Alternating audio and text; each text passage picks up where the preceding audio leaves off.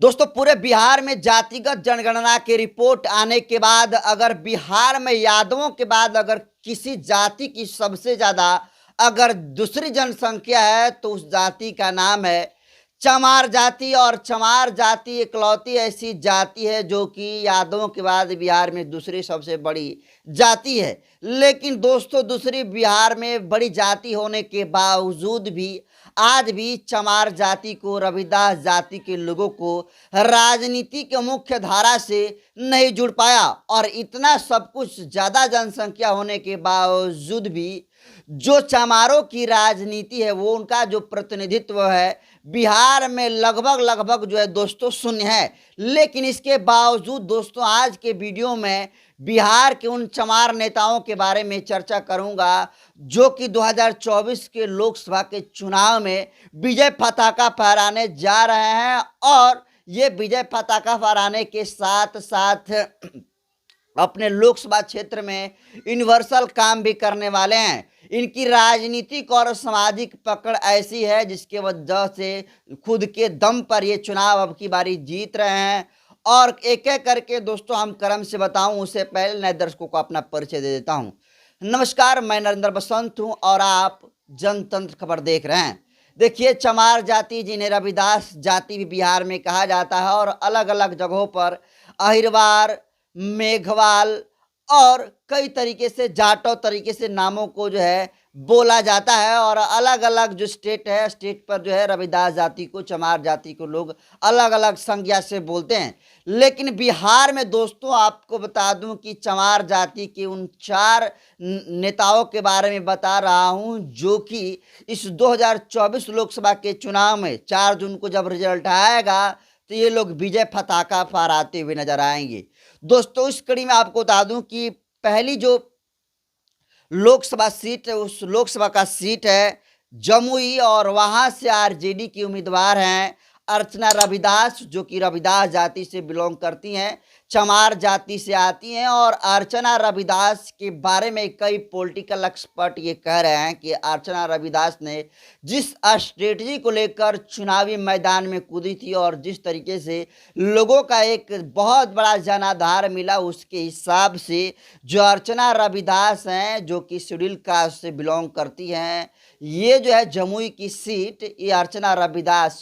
जीतने जा रही हैं। और आपको बता दूं कि जमुई जो है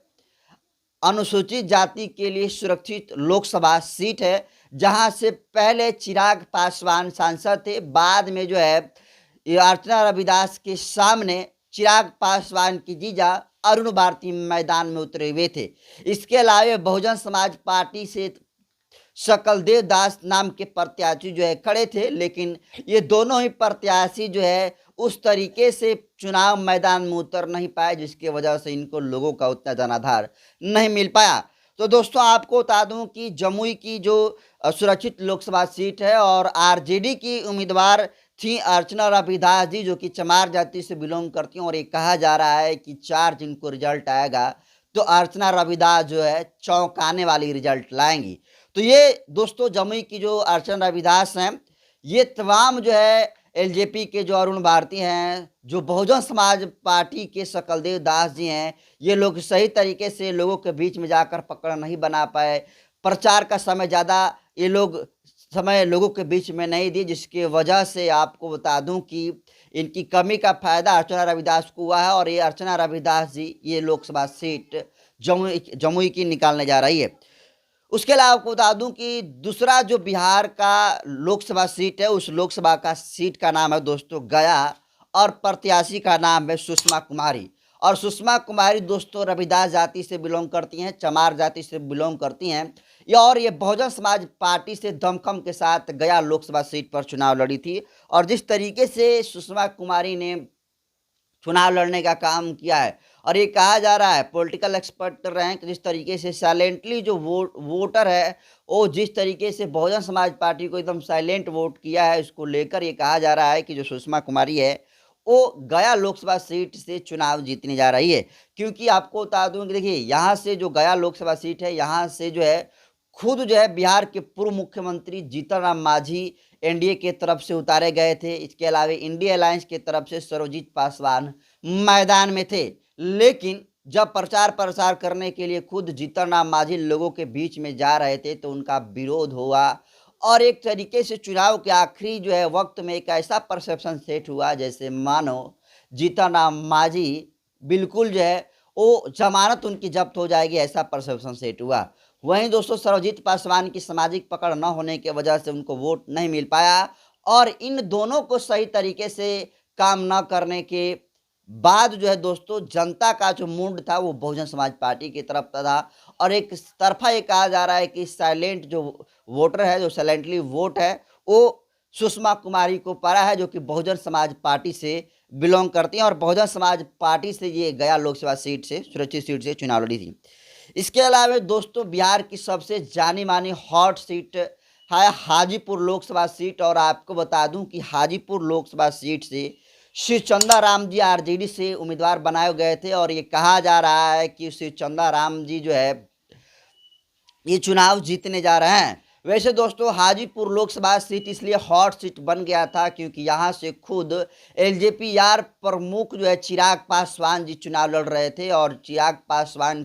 का टक्कर आरजेडी के उम्मीदवार शिवचंद्र राम जी थे, इनके साथ था और शिवचंद्र राम जो है शेड्यूल कास्ट से बिलोंग करते हैं, चमार जाति से बिलोंग करते हैं और जो हाजीपुर का लोकसभा का सीट का लड़ाई है दोस्तों हमेशा से चमारों और पासवानों के बीच में हुआ है। हालांकि जो चिराग पासवान के पिताजी हैं रामविलास पासवान जी एक लंबे समय तक यहाँ के सांसद रहे हैं, लेकिन अब जिस तरीके से चिराग पासवान बहुजन विचारधारा को भुलाकर जिस तरीके से एनडीए के साथ गए हैं और एक तरीके से कह सकते हैं कि लोग जो है उनको मनवादी विचारधारा होने का दावा ठोकते हैं और जिस तरीके से दलितों के साथ उनकी उपेक्षित नज़रिया ये बतलाती है कि चिराग पासवान भी जो है जो हाजीपुर लोकसभा सीट है भले ही इनके समर्थन में देश के प्रधानमंत्री नरेंद्र मोदी जी आए थे, एक से एक जो है बढ़कर राजनेता और स्टार प्रचारक ग्राउंड पर उतरकर हाजीपुर लोकसभा सीट पर चिराग पासवान के लिए वोट मांगे, लेकिन अफसोस चिराग पासवान हाजीपुर लोकसभा सीट से चुनाव हारने जा रहे हैं और उनको हराने का काम चमार जाति का एक शख्स हैं जो कि शिवचंदा राम जिनका नाम है, जो आरजेडी इन्हें उम्मीदवार बनाई थी। और आपको बता दूं कि बहुजन समाज पार्टी भी हाजीपुर लोकसभा सीट पर लड़ी थी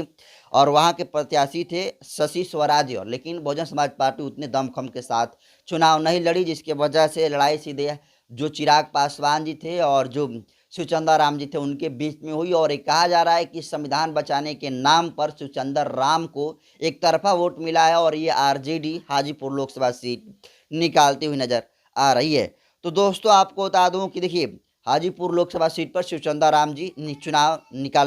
निकालते हुए नजर आ रहे हैं और 4 जून को इस लोकसभा सीट पर दोस्तों मिठाई बांटने की भी तैयारी हो रही है। इसके अलावा दोस्तों